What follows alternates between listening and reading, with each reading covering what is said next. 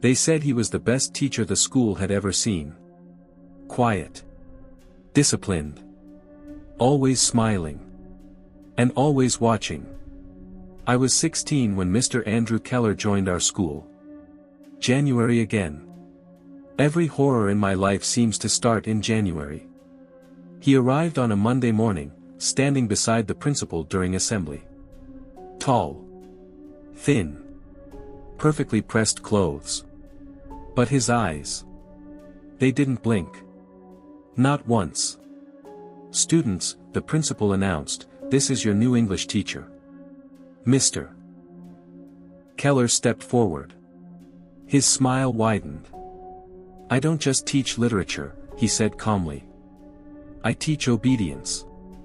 Some students laughed. Some clapped. I didn't. Because when he said that, his eyes locked onto mine. And he held my gaze for far too long. That was the first sign. His class was different from the others. No noise. No whispers. No movement. 30 students sitting completely still. Like statues. "Sit straight," he said on the first day. "Bad posture invites bad thoughts." He walked between the desks slowly. Each step measured. When he stopped behind you, you could feel it. A pressure. Like someone standing inside your head. One boy coughed. Mr. Keller stopped walking. The room went silent. He leaned down, inches from the boy's face. "Do you want to leave?" he asked softly. The boy nodded. Mr. Keller smiled. "You may," he said. The boy stood up. And walked out. We never saw him again. The school said he transferred. But his desk stayed empty. Untouched. As if waiting. Every week, someone vanished. Always from Mr. Keller's class. Always quietly. Always without questions. Students stopped asking. Teachers stopped noticing. Parents stopped complaining. It was like the entire school had agreed to forget. But I couldn't. Because Mr. Keller started calling me after midnight. The first call came at 3:11 a.m. Unknown number. I didn't answer. My phone buzzed again. A message. "You stayed awake. Good." My heart raced. I replied. "Who is this?" 3 dots appeared. Then stopped. Then another message arrived. "You see things others ignore." The next day, he returned our notebooks. Mine was soaked. The pages were wet. Cold. I flipped through them. Between my essays, written in red ink, were sentences I had never written. "You belong to the classroom. Learning never ends. Neither does punishment." I looked up. Mr. Keller was staring at me. Smiling. That afternoon, I followed him.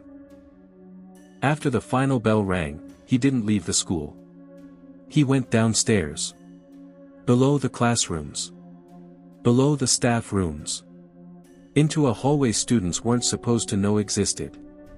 A hallway that smelled like rust and old paper. At the end of it was a classroom. No number. No windows. No light. The door was slightly open. I heard voices inside. Students' voices. Whispering. Begging. I stepped closer. And saw the walls. They were covered in names. Carved. Hundreds of them. Some crossed out. Some circled. Some still bleeding. Behind me, a voice spoke. "You're early." I turned. Mr. Keller stood there. His smile was gone. His eyes were darker now. Deeper. "You shouldn't learn this lesson yet," he said. He closed the door behind me. The lock clicked. And the lights went out. Darkness swallowed the room. I couldn't see my own hands. The air smelled of chalk dust and rot. Then the lights came on. Slowly. Flickering. I was standing inside the classroom. Rows of desks filled the room, but none of them were empty. Students sat there. Dozens of them. Some I recognized. Some I didn't. Their uniforms were old. Different years. Different decades. But every face shared the same expression. Wide eyes. Frozen mouths. Breathing, barely. "Sit," Mr. Keller said behind me. My legs moved without my permission. I sat in the only empty desk. The board at the front of the room was black. Not chalk black. Burned black. Words were carved deep into it. Lesson 1. You never leave school. Mr. Keller walked to the front. Picked up a piece of chalk. It wasn't white. It was yellowed. Like bone. "Attendance," he said. He began reading names. Each time he spoke a name, a student raised their hand. Some hands were shaking. Some hands were scarred. Some hands were missing fingers. Daniel Morris. 1998. Hand raised. Riya Sharma. 2007. Hand raised. Lucas Green. 2013. Hand raised. Then. My name. My hand lifted on its own. Mr. Keller smiled. "Perfect," he said. "You're all here." One student suddenly screamed. A girl in the back row. She stood up. "I want to go home," she cried. The classroom trembled. Mr. Keller sighed.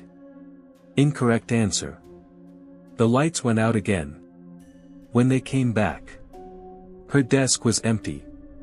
Her name appeared on the wall. Fresh. Bleeding. The rest of the class didn't react. They stared straight ahead. I tried to speak. Nothing came out. Mr. Keller walked toward me. "Do you know why you were chosen?" he asked. I shook my head. He leaned down. "Because you noticed," he whispered. "And curiosity is a discipline problem." The bell rang. Loud. Sharp. Painful. Every student stood up at once. They turned toward the wall. And began writing. With their fingers. On the concrete. Their nails broke. Blood ran. They didn't stop. They wrote sentences again and again.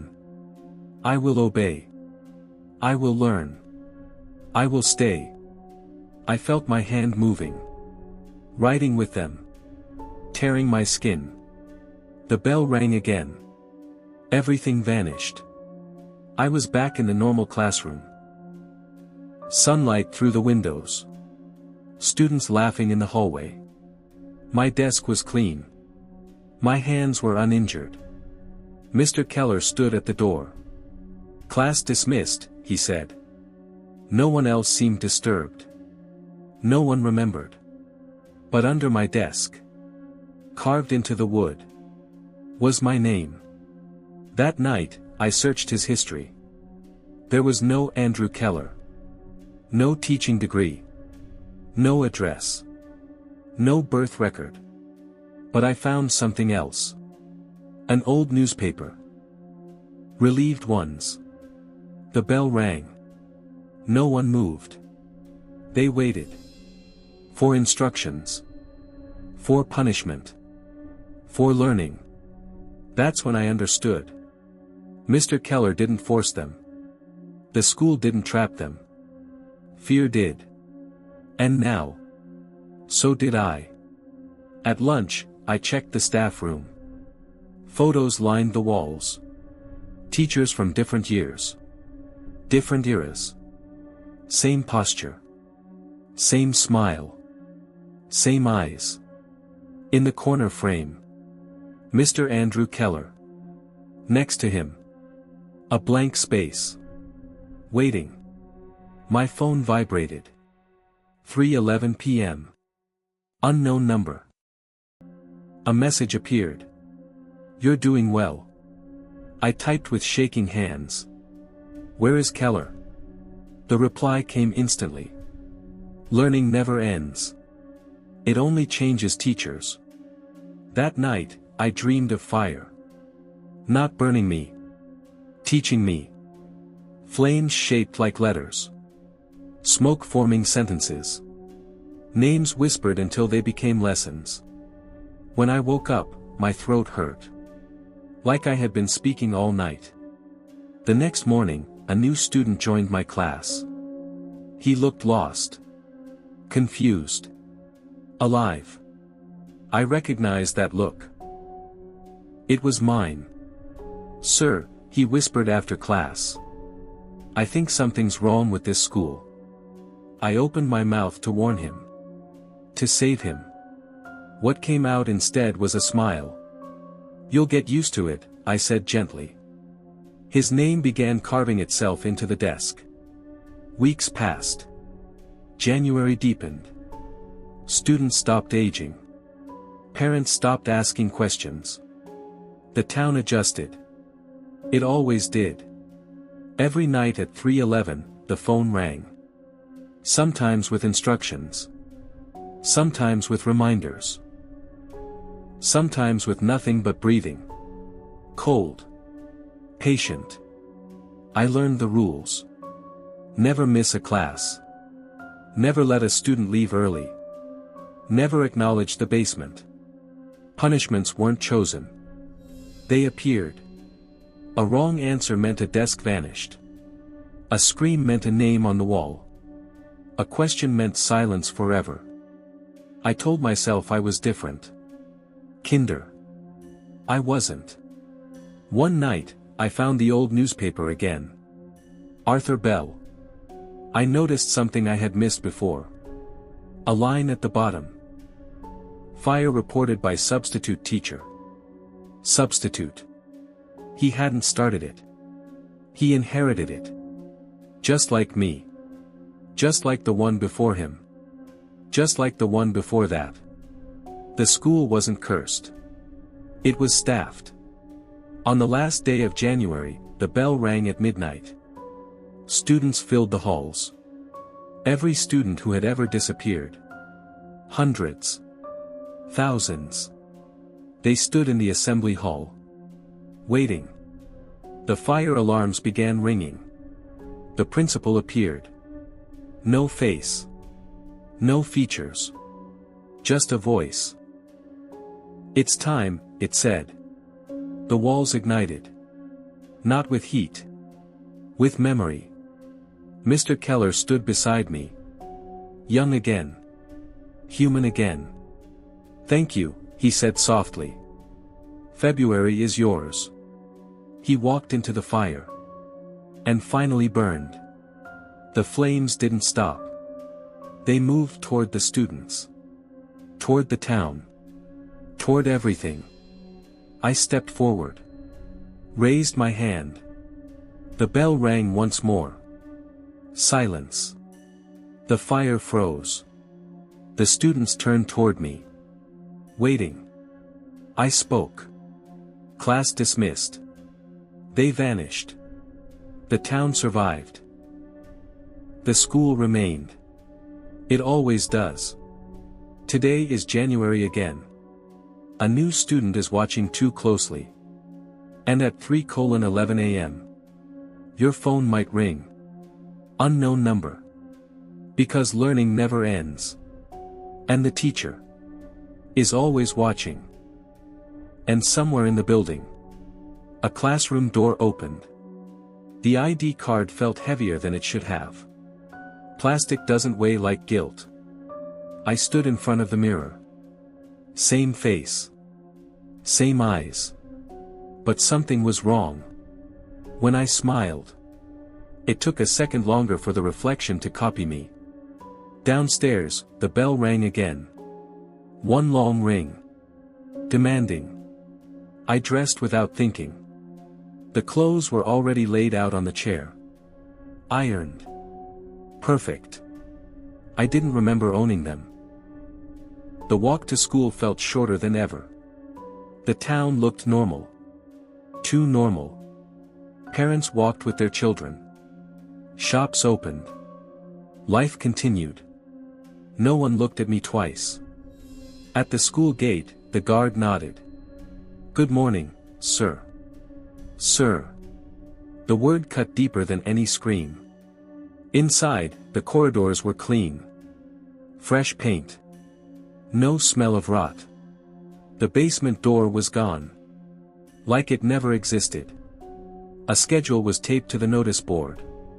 English, room 12 to 8 a.m. My room. Students were already seated when I entered. 30 of them. Silent. Still. Waiting. Every desk was filled. Including the ones that were once empty. Including the boy who coughed. Including the girl who screamed. Including students I had never seen before. They all turned toward me at the same time. In perfect synchronization. "Good morning, sir," they said together. Their voices echoed unnaturally. I dropped my bag. "I'm not," I started. My mouth kept moving. "Late," I finished. Not my words. The board behind me was clean. Until chalk appeared in my hand. Bone-colored. The words wrote themselves. Lesson 1. I tried to stop. My arm didn't listen. A student raised his hand. The same boy who disappeared first. His eyes were hollow. "Sir," he asked politely. "Will we be allowed to leave today?" My chest tightened. The answer came out before I could stop it. "No." The student nodded. Satisfied. The class smiled. Not happy smiles. 1936, local school fire kills teacher and 32 students. The photo was damaged. But the teacher's face was clear. Same smile. Same eyes. Different name. Mr. Arthur Bell. The article said the fire started in the basement classroom. Students were locked inside. The teacher was found standing at the board. Smiling. Unburned. Declared missing. That night, my phone rang. 3:11 a.m. Unknown number. I answered. Mr. Keller's voice came through. "Homework," he said calmly. "Come early tomorrow." The line went dead. I didn't sleep. I shouldn't have gone. But I did. Because when the bell rings, you attend. The school was silent when I arrived. No guards. No teachers. No students. The doors were unlocked. Waiting. The hallway lights flickered as I walked. Each step echoed too loudly. At the end of the corridor, the basement door stood open. I went down. The classroom door opened by itself. Inside, every desk was empty. Except one. At the front. My desk. Mr. Keller stood at the board. He had written one sentence. Final exam. You can still pass, he said. How? I asked. Replace me. My heart stopped. He turned around. For the first time, I saw his reflection in the board. There was none. I get tired, he continued. Every generation needs a teacher. The walls began whispering. Names. Screams. Lessons. You either stay here, he said. Or the class comes with you. The door slammed shut. Fire alarms rang. Heat filled the room. Smoke crawled along the ceiling. Students began appearing in the desks. All of them. Watching me. Waiting. Mr. Keller stepped into the fire. And didn't burn. He smiled. "Class," he said. "Meet your new teacher." The flames rushed toward me. I screamed. And woke up. In my bed. Morning light. My phone buzzed. A notification. "School staff update, congratulations on your new teaching position."